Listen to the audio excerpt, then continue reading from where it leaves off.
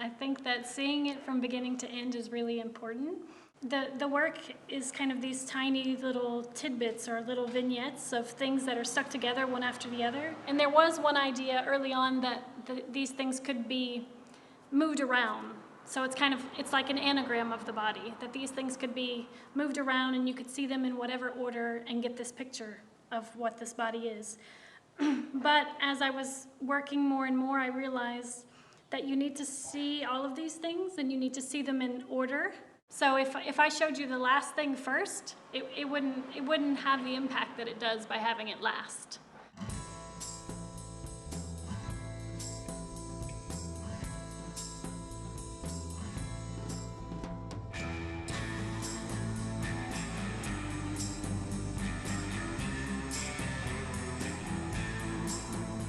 At the 2009 Artomatic, I filmed a dance performance by choreographer-dancer Kelly Bond called Splitting the Difference.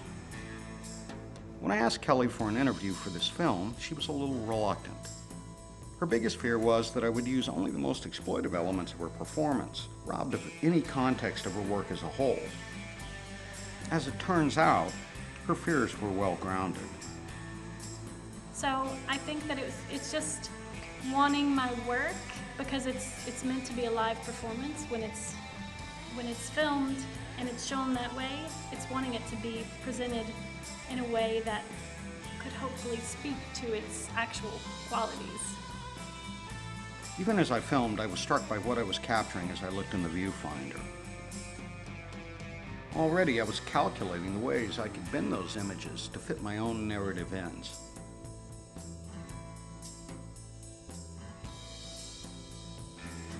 Three times in my series on Artomatic, I've used her image. Short glimpses of Splitting the Difference. No explanation, no context. Isolated moments cut adrift from Kelly's narrative whole. It gives the illusion the viewer is seeing her performance, but really they are not. Yeah, with that work, I was really interested in exploring the body and its kind of different presentations. So the body as alien, the body as object, the body as spectacle, all these kinds of variations that the body could be or could be perceived as. I guess it could be argued those concepts are reflected in the clips I used in previous videos. But in all honesty, ideas of the body and its different presentations was the last thing going through my brain. The body as spectacle, however, that makes for terrific and exploitable video. I didn't direct her, I didn't confer with her, I didn't really even talk to her before she began. I merely sat in a room as Kelly performed Splitting the Difference before an audience and filmed her. I was basically just a thief with a camera. It takes me, I would say, about a year in general.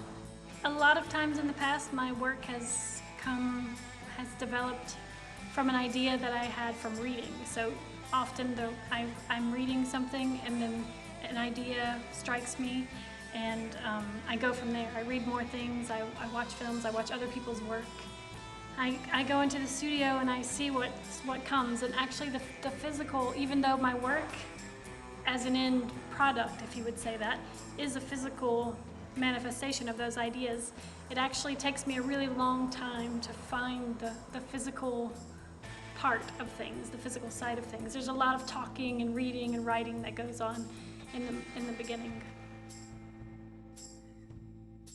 A year out of her life to create, and here I am chopping it to pieces.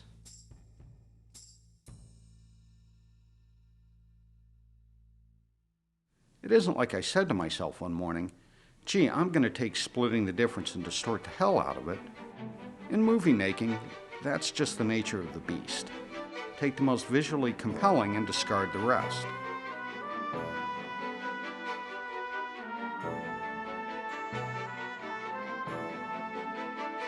Truth takes it on the nose.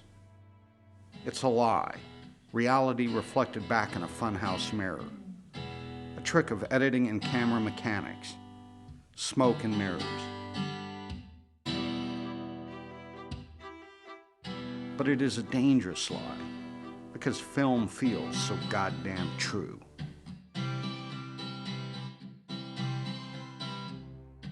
One day my dad took me for a ride on his motorcycle.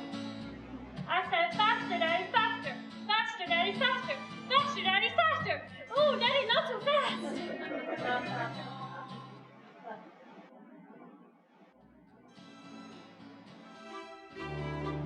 And her right thumb must have hit a drop just so that her right fingernail popped off. She started screaming and her mom ran over and scooped her up. And her mom saw that the fingernail was hanging on by a tiny piece of skin.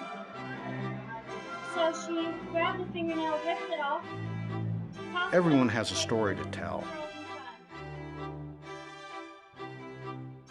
Kelly and I use different mediums to tell ours. Even if I plopped the camera down and just showed all 30 minutes of splitting the difference, it wouldn't be her story. Just an imperfect, two-dimensional reproduction, distorted by the camera lens. It's important for me, I mean, the reason I do it live and not as a filmed thing is because it's important to have that immediate interaction with the audience, that relationship that happens in that moment in time. It doesn't happen on film. And I think that that's important for this piece specifically. So I prefer it to always be live. Our methods of storytelling are just not the same.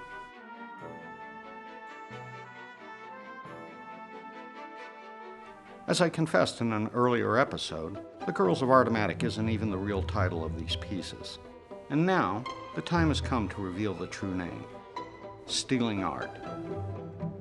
For 2 months in 2009, I filmed over 18 hours of footage at the 10th anniversary of Artomatic. I performed a theft. I took many artists' hard work and shaped it into my own vision. I stole their art. It's something that I feel could go really wrong or could be really great. So it is there's always a little bit of that fear anytime that you might let someone else use your image or videotape the piece or whatever. So there is a fear there. It really is a trust thing, like you said. That I would trust that you would honor the work, or if you choose not to and you choose to show these spectacular moments, that you're addressing why you're doing that. Justice makes of everything heaven. It's easy to see through the lines. With all the good love I've been given, your coming comes as no surprise, no surprise, no surprise.